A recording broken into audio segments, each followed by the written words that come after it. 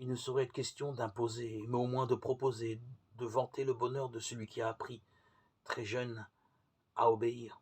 Car la vie est une performance qui suppose un sérieux entraînement. Certes, il est bien vrai que nous ne pouvons proposer aux jeunes un tel style de vie que si nous le pratiquons nous-mêmes.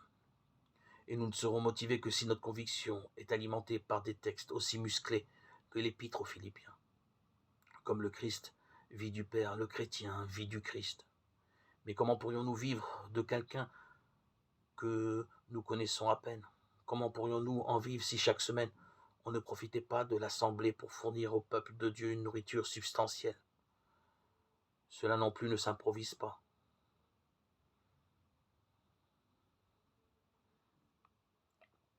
Être chrétien, c'est vivre comme le Christ. Mais d'abord, imiter sa façon de voir, de préférence à la manière de voir de tels chanteurs à la mode ou des idées répandues par une littérature à bon marché. Alors à notre tour, nous découvrirons que la mort est une naissance en lui. Et comme l'apôtre le conseille, nous n'aurons plus aucun souci. Et la paix de Dieu qui surpasse tout bonheur s'établira en nous pour toujours. Un dernier point de l'épître en souligne l'actualité. Le fait, comme dit saint Paul, que cette joie est accessible à tous, quel que soit le point où nous sommes arrivés. Elle n'est pas réservée à une élite, mais promise à tous ceux qui acceptent humblement de se mettre en route.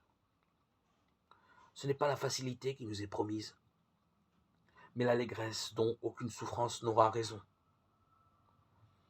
Dès lors, dans notre simple humilité, ce lumineux sourire qui ne peut blesser aucune souffrance, ni décourager aucune fatigue, sera connu de tous les hommes.